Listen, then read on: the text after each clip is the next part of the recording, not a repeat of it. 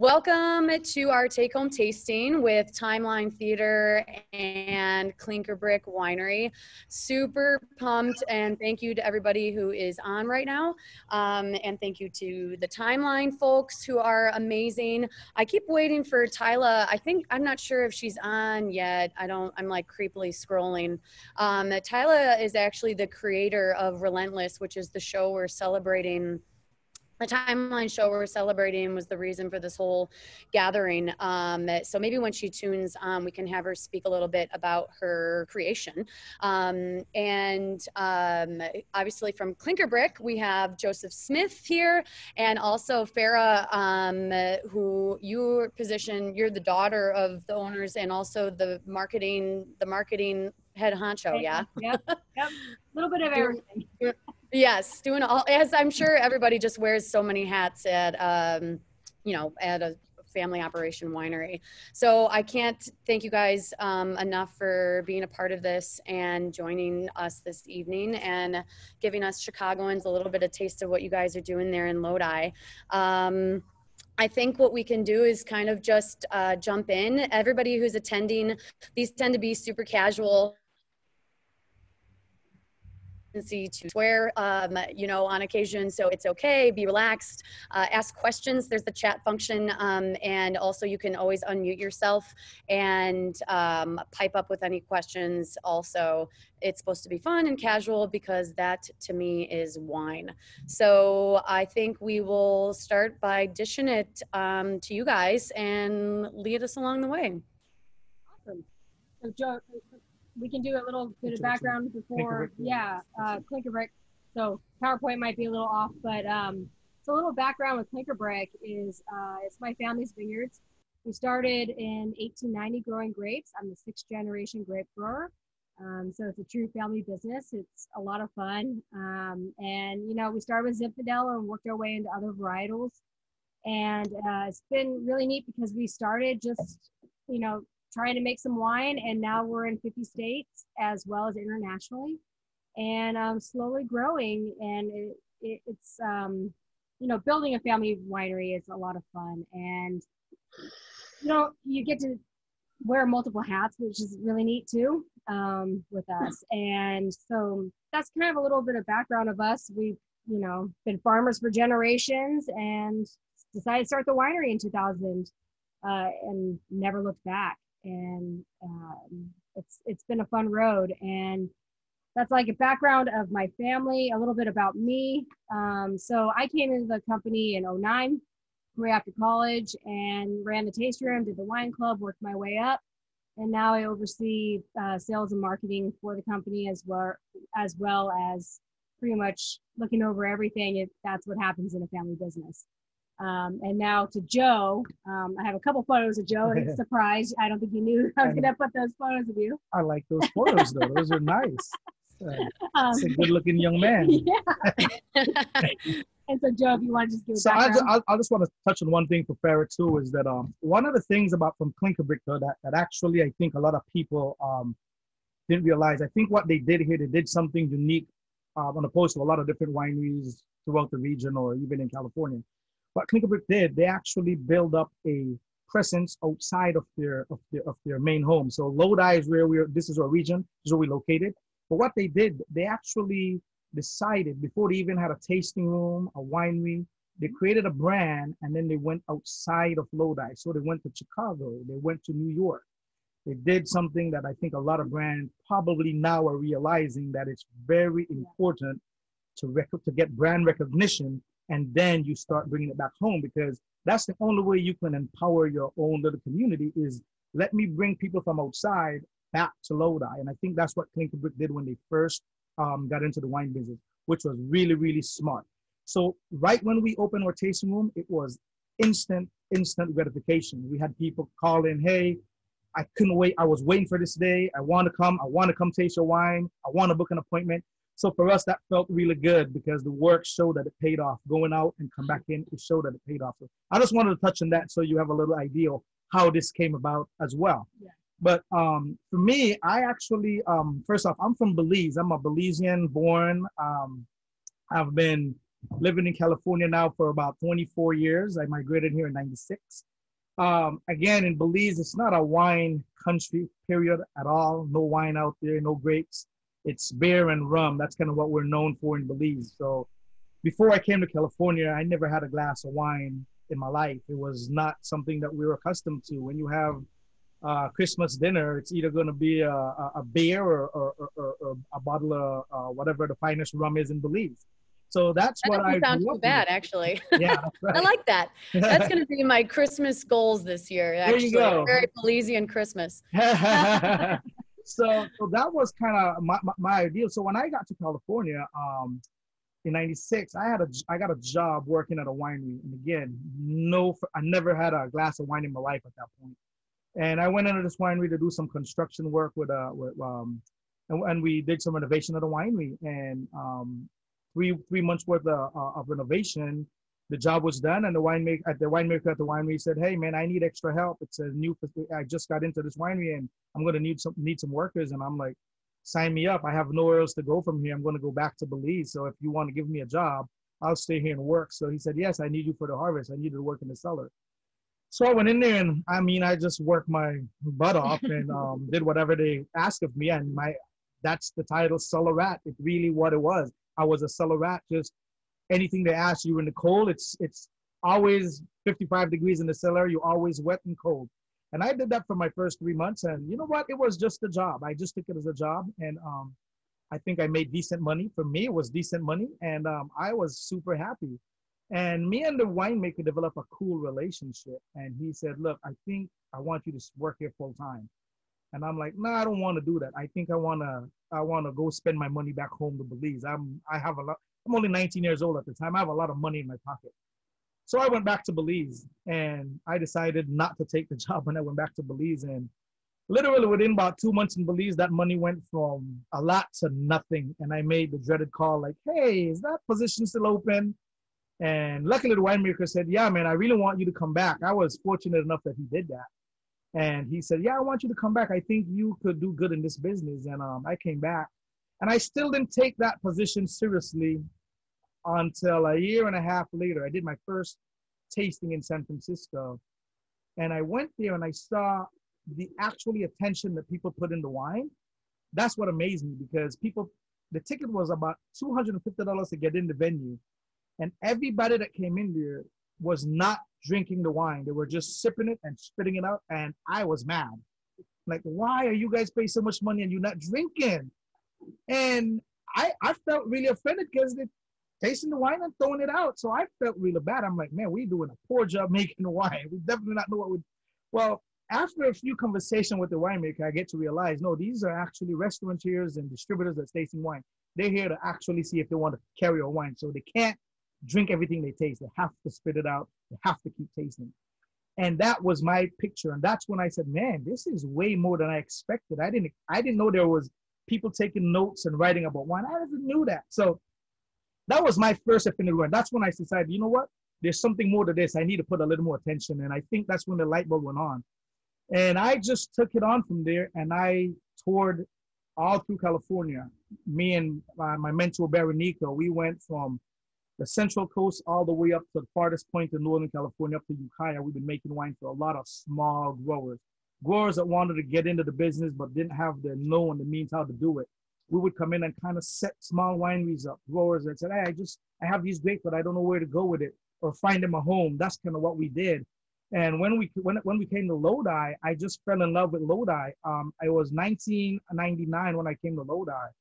And I fell in love with it. I used to work at the Michael David Winery, a small family outfit. And that's when I really decided, you know what, this is where I'm going to stay. I told my mentor, I told him, "Look, I think Lodi is my home. I have a full-time job here. I want to stay in Lodi. I think this is my place." He's like, "Well, if that's what you want to do, I'm going to cancel our business we have," which was like, we call it a consultant firm, traveling consulting firm, because we would never spend more than 1 week in one town. That's kind of how we were. So I told him, "Yeah, I want to stay in Lodi." And it was the right decision to me. I just feel like Lodi was ripe for pickings, in the sense there was a bunch of farmers that had great personalities. They have great knowledge about the land. They were really engaged with what they were doing. They just didn't have the winemaking aspect of it. And to me, coming here, there was a bunch of big wineries, about 7 big one, and 0 family-owned wineries other than the Michael David and one more called Just as Well. And that was my time that came in. And I think that's why I have such a special place in Lodi, because they've seen me here for the past 20 years. And they said, this guy is one of us, even though I'm from Belize. I feel like I'm from Lodi, you know, I'm part of this community now. And they treat me as such here now. So this is where I developed this feeling for Lodi, because I've been here for so long. I met Steve in 2000, shortly after, and it's the same story. He was trying to get into the wine business. He'd been selling his grape to these big co-ops for his entire life. And he says, man, I would really like to start making some wine and see what we can do with it. And we turned him on to how to do that. Well, here we go. And come to look at it, fast forward 10 years later, it's here we are. And we have not 10 wineries, but 84 wineries here in Lodi now. So with the step that these farmers made, it actually changed the trajectory of what happened, because now I don't have to sell you my grapes. I can make my wine and I can make a living off this. I could actually, people were telling us our grapes are not great enough, but see, if we do it ourselves, we can make it better. So that was the idea. So that's what happened in Lodi. So I feel like I'm one of the, I don't want to say the pioneer, but I'm one of the old guys in this neighborhood. I think I have some history here for sure. So I feel welcome here. And he's been with us full time since 2008. Yeah, full time. I've been the winemaker here since 2008. With us since the beginning. Since 2000, I've been making wine, overseeing facilities that they go into to actually make sure the process is going right. So been with Steve for 2000, but 2008 is when I got my full-time gig with Klinker Brick. So this is where I've been since then. I just love that story and the whole journey through everything. And I mean, it's really cool. I had no idea. I wanted to tell people, if you haven't drank anything yet, you should probably take a sip. Yes, please. Let's do a collective cheers. Thank you to everybody for joining. I also think that Tyla, I just want to kick it back to her real quick, just so she can talk about Relentless. Tyla, you unmute yourself if you are. And just do a little bit of a synopsis about what your creation is all about real quick. And then we can get into maybe talking about the wines then, huh? Tyla? Oh, there you are. Yes, I'm here to a wonderful event. So everybody that's here, thank you for coming out and thank you for the wine. And I didn't expect, I didn't know what this is like, right? We're in the Zoom nation. So it's like, I don't know how we're going to have a wine thing. That's what I said to Laura. Like, I don't know how it's going to happen. And here we are, it's happening. So I am really, really excited and grateful to everyone. Relentless. So that play was born in me some time ago, just little pieces of it, and it all came together as Relentless. And I don't know exactly what is it about Franklin that made me choose to make him a winemaker. I believe at some point during my research and going through and finding out different things that were going on, say in 1918 and of course 1920 with Prohibition coming forward, I started to think about that whole idea of what it meant to when people were not going to be allowed to drink, and I think that took me down the path of researching wineries and that period, and having Franklin be something so extraordinary and something that you really literally never see in any Black literature or a literature period that I've seen, where a African-American, American Black could be in such a position. And even in the business of wine, as a purchaser of wine, I rarely ever see, some brown skin selling the wine. Now that's not me. I ain't traveled all over the world. I ain't seen everybody. Don't let me give you the illusion that I'm a connoisseur of wine drinking. You know what I'm talking about?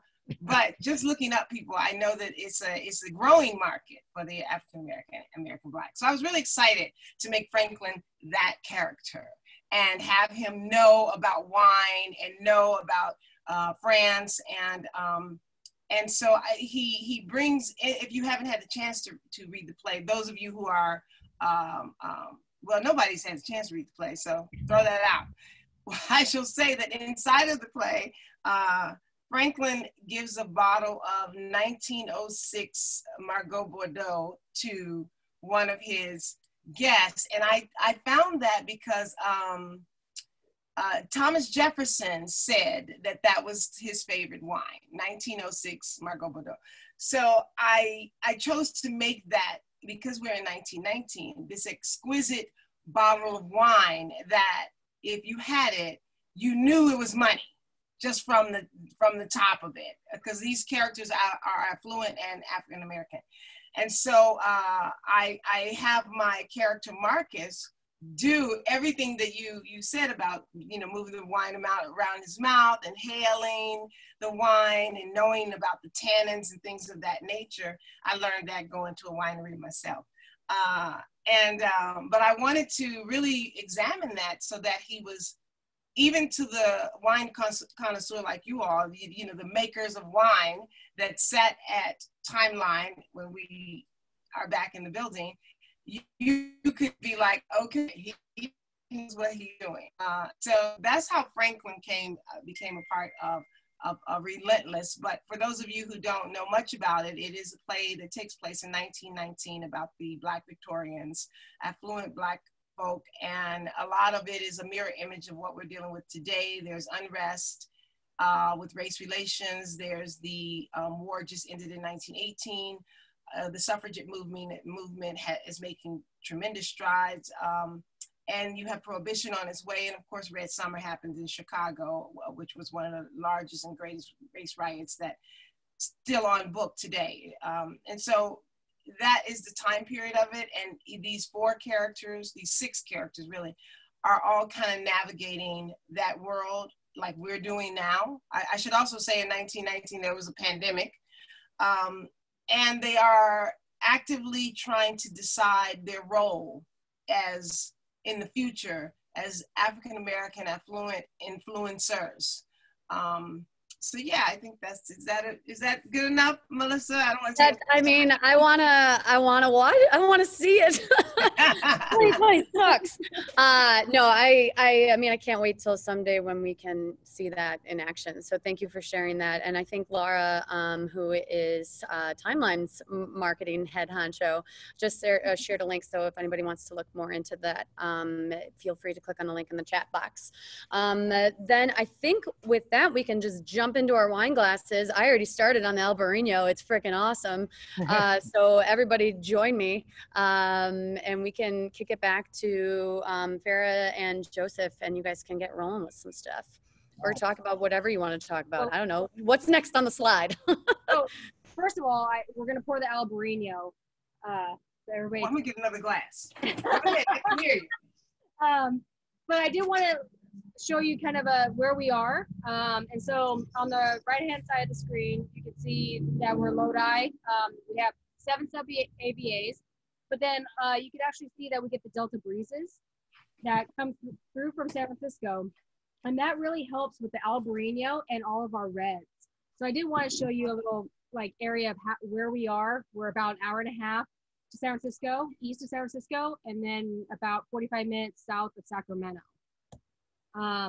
So this is a big part of our Albarino. So when you're tasting our Albarino, Joe will talk about it. But we have sandy loam soils here in Lodi, and it's a big part of how our Albarino tastes. And I'll take it and let Joe take it from there. Yeah, so Albarino, that's something that I think is quite interesting in Lodi, because definitely California, more popular white wine in this California region would be Chardonnay, but which the vineyard that we actually have the Albarino on was actually a Chardonnay vineyard before, and we grafted it to Albarino. Now, a lot of people would say, man, white wine in such a temperature. So it was important to see that graph that Farrah showed you guys, because there's a delta channel there that actually channels all the way from the San Francisco Bay all the way down to Sacramento. We get so much wind. So the diurnal shift could be anywhere from 90 in the day to 60, down to 55 at 8 o'clock, 9 o'clock in the evening. So that helps to cool everything down. So that's key important to where we position, rather than just going another 30 miles south. They don't have that luxury. So Lodi is in its a little subclimate of its own. So that's important for what we're growing out here. So on the Albarino, if you come to Lodi, that's one of the white wine that you would see dominate the region now. If you were here 10 years ago, it would have probably been Chardonnay.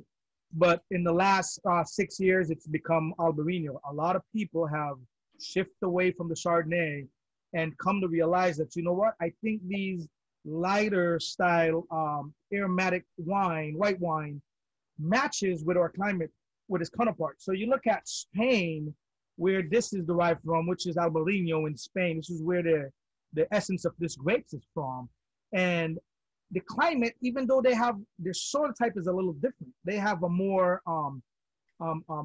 limestone, so bigger minerality in their soil than we will. So what they get in the Albarino, we have to play with ours on different aspects. So most Spanish Albarino, you will get that minerality, that saltiness because of the position to the ocean. So that's what you would get from the Albarinos in Europe or in Spain. Come back here, our Albarino is a little different. For me, myself as a winemaker, I still try to go back to the origin of the wine. How is it made? What's the profile? How can we try to mimic that? How can we not stray far away from what the essence of this fruit should be? So for us, one of the things we don't have the minerality like they do. We have sand loam soil, like Farrah just showed you. Sand loam soil, those roots go super deep into the ground. I mean, they go all the way down and look for the water table. I mean, so these are old roots going down there. We plant fresh fruit on top of that. So what we have here is almost something that's a little bit depressed. So they're stressed out. And with that, we believe we get flavor from that. So what we have to do is play with acid versus just straight flavor. How do you play with acid? So during the growing season, we try to manage our water. We try to manage our water irrigation just right to where we know we need to have these wine high in acid. So me as a winemaker, one of my techniques in making this Albarino to mimic where it comes from is I'm going in there and I'm harvesting the grapes at a higher acid count. I don't worry about the ripeness of the fruit at that point. All I want is acid. So I would bring in a portion on the vineyard and said, let's harvest this at, we call it bricks, which is the sugar content in the wine. It's 16 bricks. Let's bring it in at that level. And let's bring the acid in at 10 grams per liter. And it's just going to be an acid bomb. There's no real flavor there. It's just acid. It's just tart, like somebody just bit into a lemon. It's really, really tart. So to me, natural acid of the fruit is better than using artificial acid that you have to add back. I don't like to do that. So I want to use the natural fruit to make it. I like to keep stuff natural. And then that portion of the vineyard would come in and I would ferment that slowly, let it go all the way dry at temperature set between 50 and 55 degrees. I try to temperature control that as best as we can.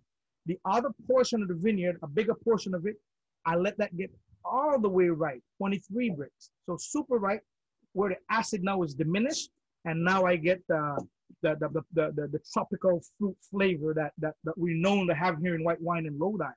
And then you go back and do a balancing of the two at fermentation. You ferment them separately, and then at the end, you do the balancing act of, okay, how much of the acid wine do I need to throw in there to try to make this wine comparable to what I think it should be coming from Spain? And that's what we do. So when we do our tasting, we always taste against our counterparts, and we do blind tasting. And most of the time internationally, we had panels sit and said, wow, I can't tell the difference from your Spanish Albarino versus your California Albarino. So Lodi have been, a lot of wineries have bought in now and realized that we too can make great Albarino. So we're getting a lot of other influence from outside, coming in and trying to even fine tune that process better. But I believe us at Klinker Brick have come up with a plan that have been successful for us, and it's been showing that this is a way to go.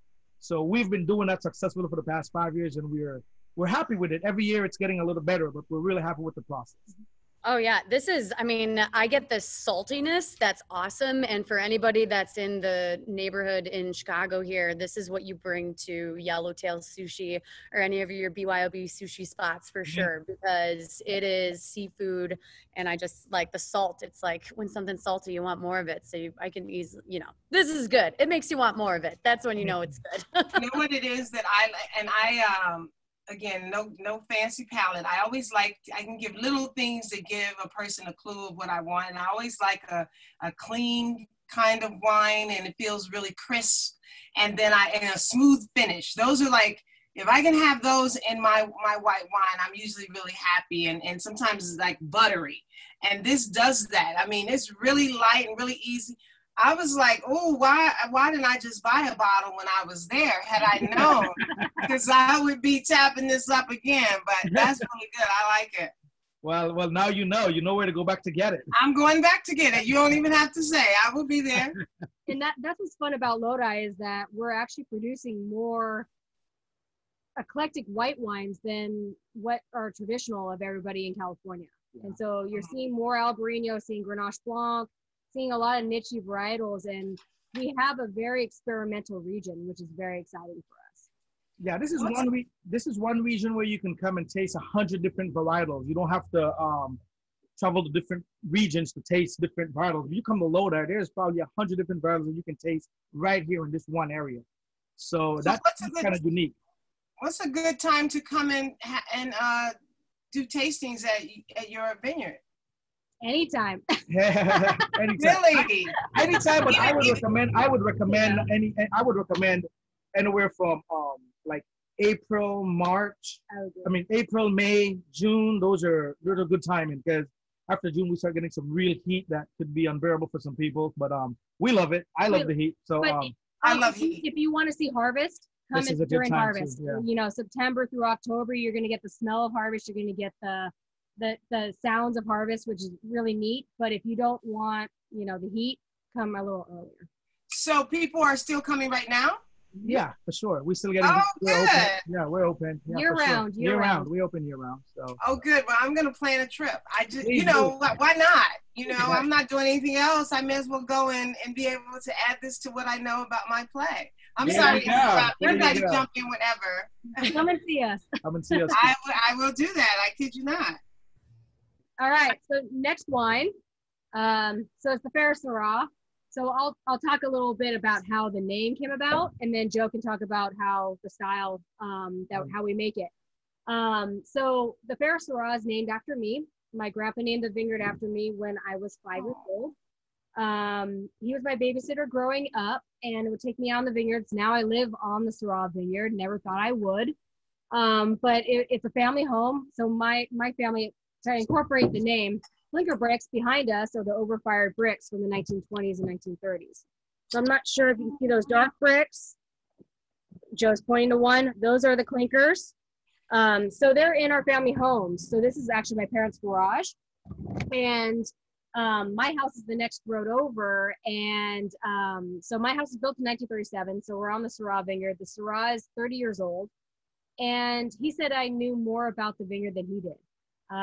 Which is funny because I grew up on the vineyards. And, I would sugar test and I would say, Grandpa, it's not ready yet. And he's like, okay, a 5-year-old doesn't know. And he would test it and I was right. And so the Syrah vineyard became the Farrah Syrah vineyard. And then now, if you look on the label on the screen, it has an accent over the A. It's actually the Farrah Syrah, because my nickname growing up was Farrah. So it's Farrah Syrah, K Syrah. That theme, that rhyme. But it's been a lot of fun. I won't lie, it's my favorite wine in our portfolio. I love Syrah. I wish Syrah was more popular with everybody. It's not because my name's on it, I swear.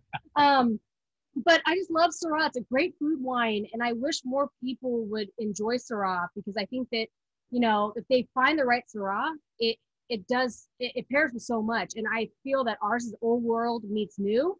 So as the earthiness of old world meets California big fruit. And I think Joe did a great job of working with the Syrah, and you love French wine. So it's kind of your project. It's definitely a project for me. I love making it. it's funny because I think the 2007 Syrah was actually my first. When I came in, we were working on the 7, and it was the first wine that we scored a 91 points in the Wine Spectator. So I felt really good about that because I'm like, wow, our first Syrah got a 91 points in the Spectator, which for us, it's a big deal because that's our magazine that we actually, the Bible for us. That's what we look at every month. So if we're not in there, I want to be in there. So that was really awesome for us to see that. But a little bit on how the wine is made for us.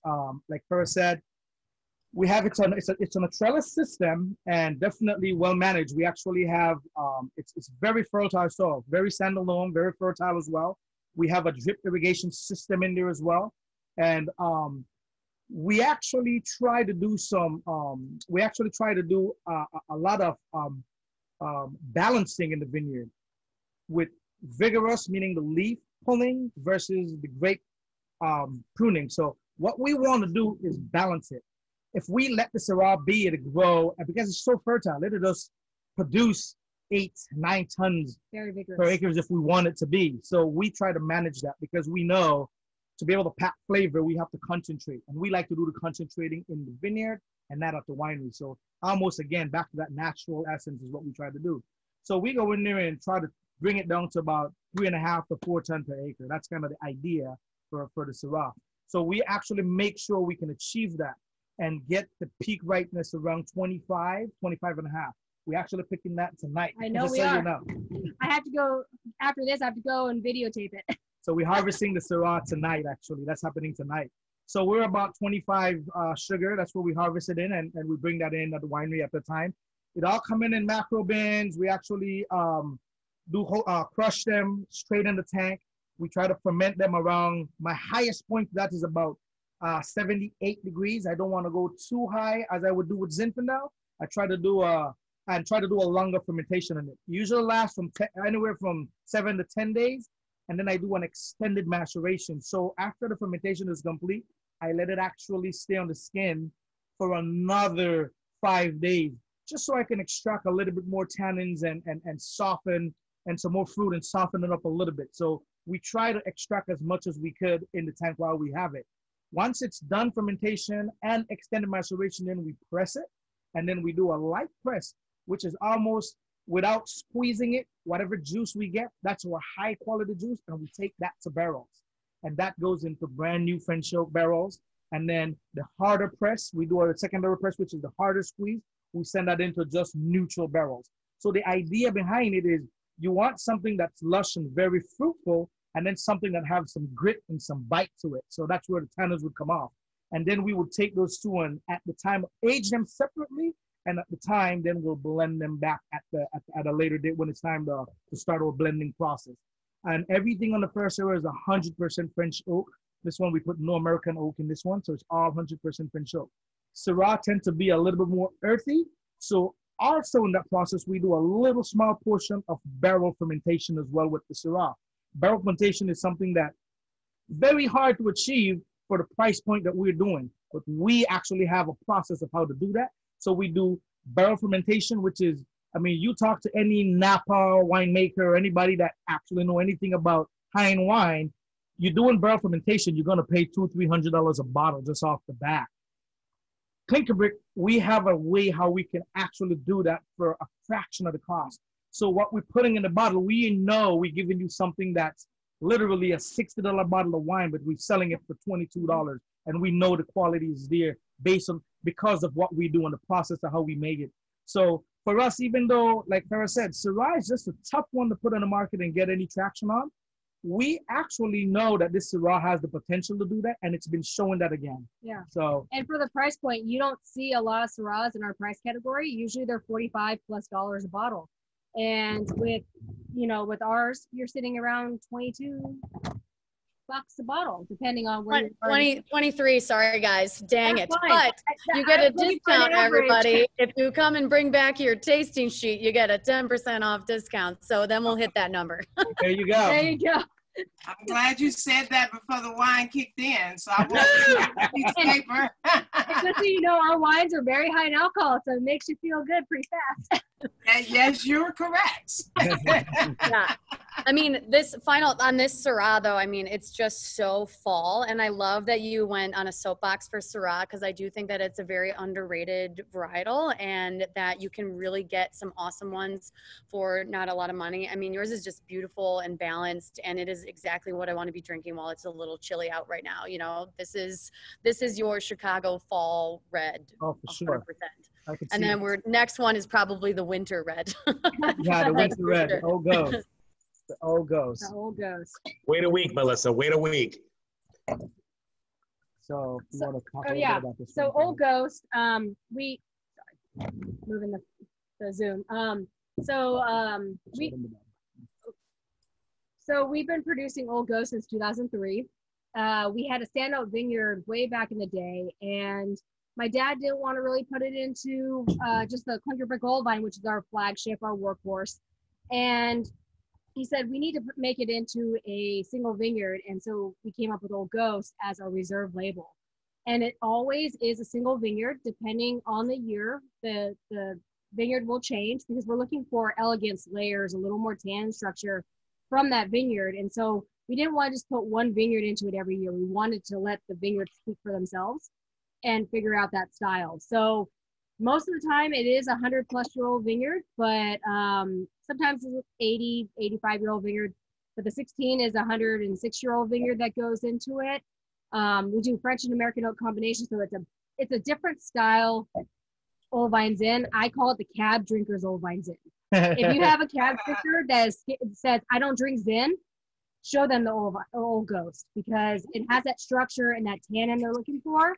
And it still is in a great price point. Yeah. And Melissa, I don't know what's the price point. We're 41 on this one. Is that about what you guys go for? That's about right. So yeah, cool, great. I'm on pace with what you guys.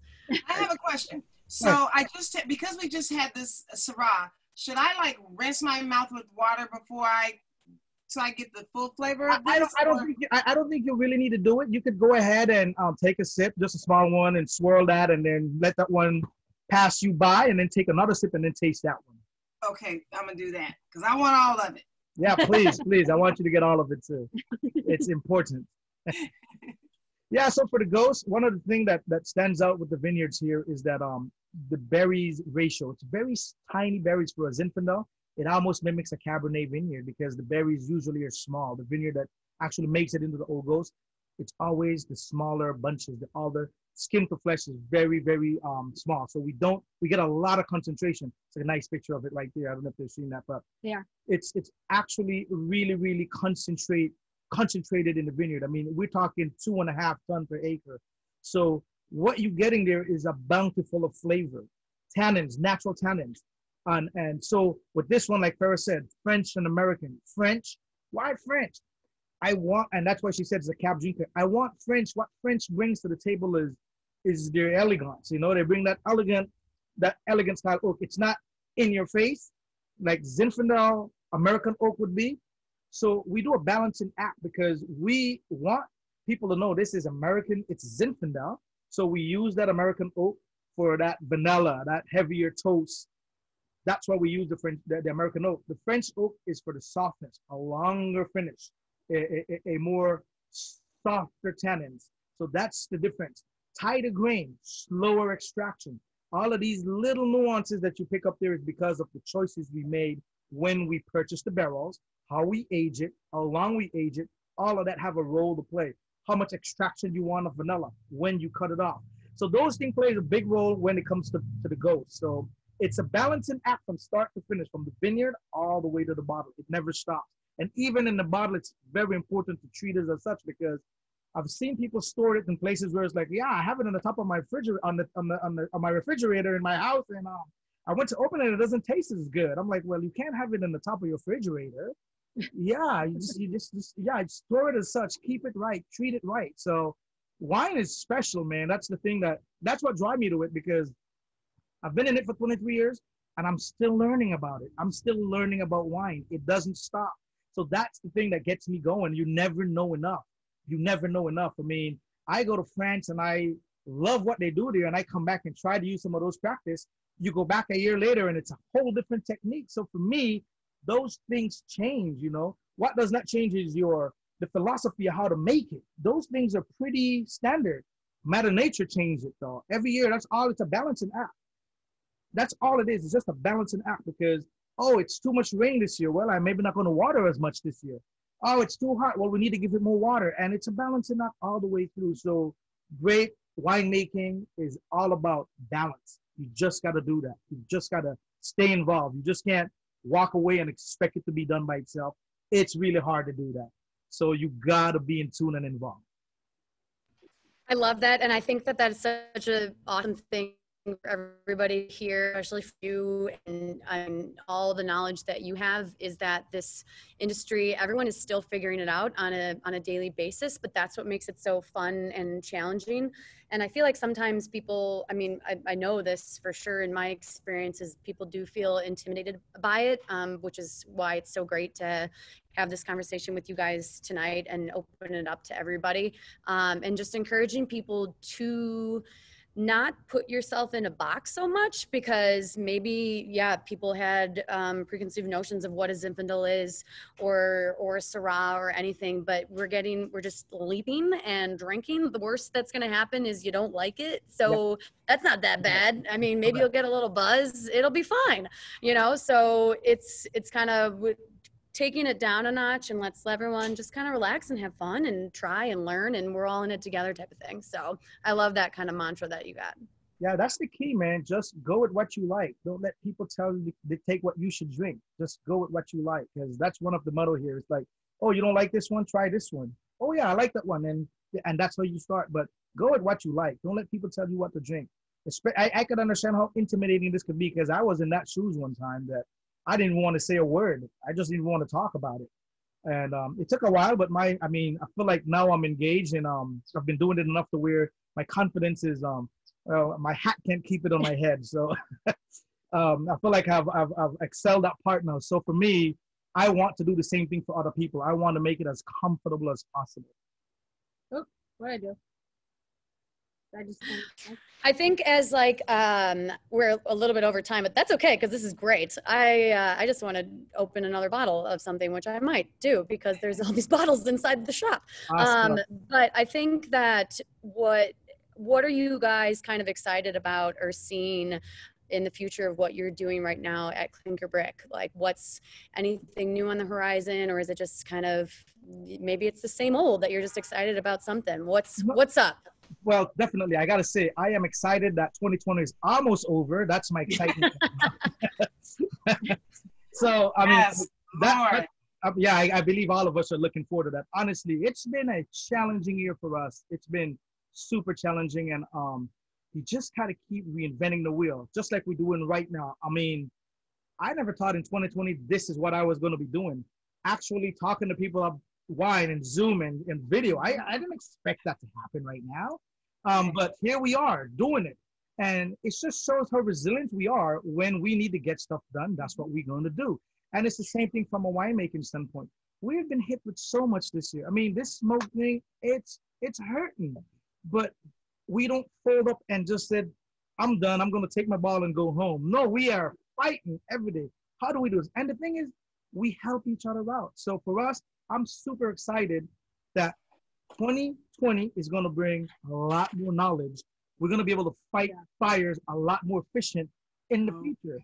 But you have to go through it to experience it. And yeah, why not 2020 for everything at once? I don't want this to come 2021. Give me everything now. So let's get over it. So I'm hopeful that 2021 is going to be a brighter and better year for wines and business, because honestly, we had a tough time during COVID. We had to shut down. There was a period when we were completely down, but we got creative. We were like, well, here we go. The internet was created for a reason. That's our outreach. And we actually didn't really lose a beat out of that 2 weeks of shutdown. You had to figure it out and kind of change the way you did business. And it's been a lot of fun, and we're learning a lot.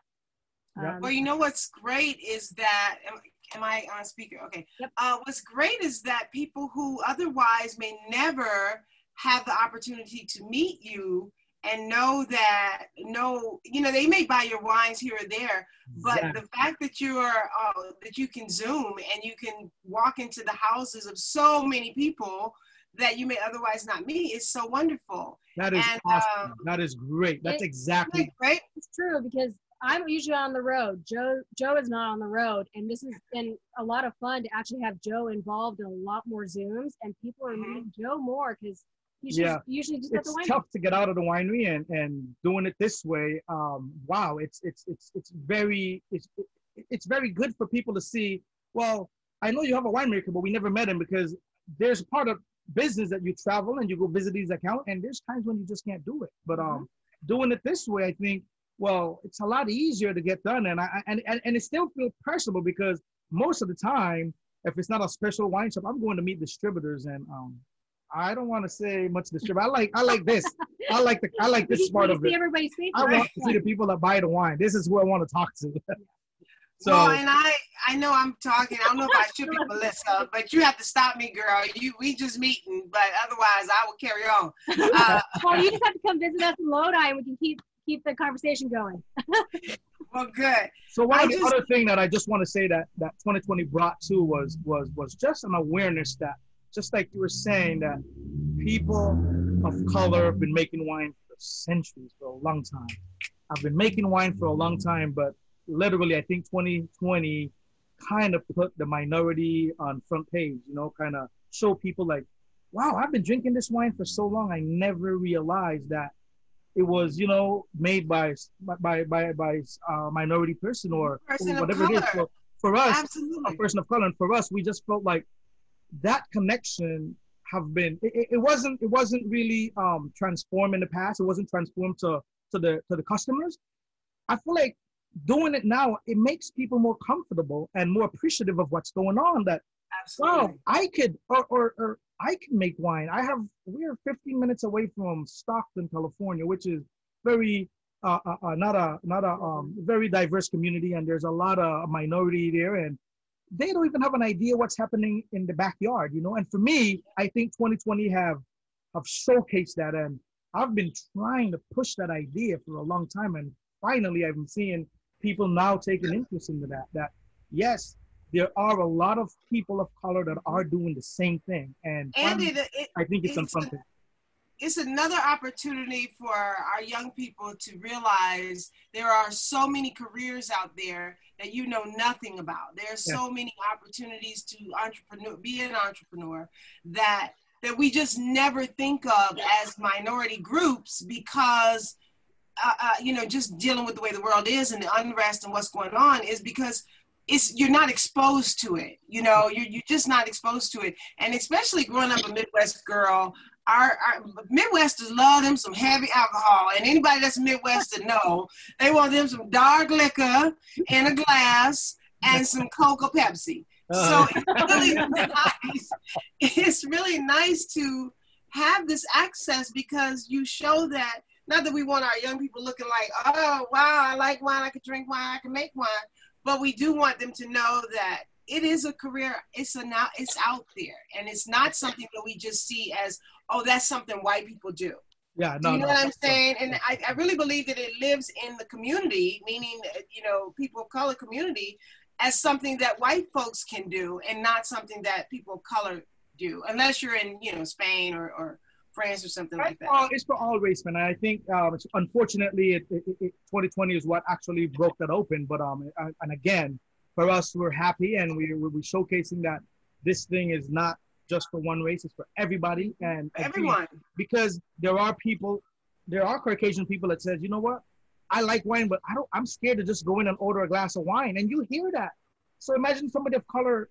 They probably feel just as scared. So to me, exactly. I think it's something that's been very, very, as bad as it is, it's been something that's eye-opening for the whole wine industry. So we are happy, because without that, I probably would not have been meeting all you guys and knowing how much you guys enjoy our wine. So we are fortunate that we had this opportunity to do this. So I am super happy with it. I'm super happy with this. And I will be referring to you all the time when I talk about Relentless and winemakers, because, I have a person to refer to. I can refer to Joseph. Thank you. Joseph and Sarah and Farrah. Yeah. I can't wait to see the play. I'm so excited. One day, 2021, it's happening. I'm claiming it. I'm bringing it in the fold. Awesome. I cannot thank everybody enough. I mean, this has just been awesome to sit back and listen to everybody's stories and thoughts. So yes, bravo to everybody. I want to say one more thing. Yeah. I see somebody, Gerald A. Smith. Can they hear me? Gerald A. Smith? Oh, Gerald, They can hear you. They can hear you. We must be related. I'm Smith. We must be related somehow. Harold, say yes. Say yes. You can buy for birthdays and Christmas. The whole Smith family agrees. Yeah. Awesome. You have a family reunion in Belize, and we'll all go Oh for my Christmas, God. Please, and we'll drink rum. I have all this. By the way, I just opened our distributorship in Belize, and I have all these beautiful wine at my distributorship in Belize as well. That's awesome. Lovely. So, yes, Lovely. So that's something so that you guys can all come to Belize and now find really good wine. That'll be our next event is in 2021 in Belize with all You all Klinker go to Brick Belize. wines. I love it. On the beach. That's where you're a pioneer. And you said you were not quite a pioneer, but you are for Belize. So there you go. Yeah, something like that. I think it's getting out there. Can't keep the secret too long. It's getting out there. You know, people. I can't thank you guys enough, especially with harvest going on. I mean, it's such a wild year. So I feel like the 2020 vintage is going to be something that people are just like, pouring a lot of, because not down the drain, but in their glass and just drinking that shit up. And please, if you could remember this, when it comes to 2020 vintage, think about, because the growing season was perfect until these fires hit. The growing season was really good. So for Lodi, I think probably one of our best vintage. If we get out of it unscaled by the fire, because we don't know how it develops after the wine is done. There's a chance that it could develop later. We did everything that we could to make sure we mitigate and try to suppress it. So, if it comes out clean on the other end, I believe it's going to be some of the best wine for a long time. Since 2010, in my opinion, 2010 was a beautiful year. So it really could be a good year for us. Really, really good. That is silver lining, and I love it. Yes. I've been hanging on to silver linings all year, just following them. Oh gosh. I mean, I don't really know. I only set this for an hour, so I don't really know what happens if we go over. Do we all get like kicked out or something like that? But I'm still a little bit of a Zoom newbie where I don't know what happens sometimes. So, but again, thank you to everybody. Thank you to Tyler for creating this play. Thank you to Timeline and your whole team for being awesome and coming up with this idea. Obviously, thank you, Farrah and Joe, for your time. And I mean, in this craziness, I really, really appreciate it. And hopefully this has just been a nice night for everybody, and the wine is damn good, so thank you for that too. Yeah, well, thank you guys. No, thank you. And Melissa, I will be picking mine up. If you there tomorrow. I'll see you tomorrow. So you know. Where else would I be? I live here. Well, salute, guys. Cheers to everyone. Cheers. I'm done, but I hear you. We appreciate you guys. Stay safe and healthy. Bye. Yes. Safe and healthy. Lovely. Thank you. Thank you. Thank you, everybody. Thank you. This is also the part where I creepily hang out and I just wait for everybody to leave. And You're like, bye, everybody. Bye. You know, some of us got to figure out, how do I leave now? How do I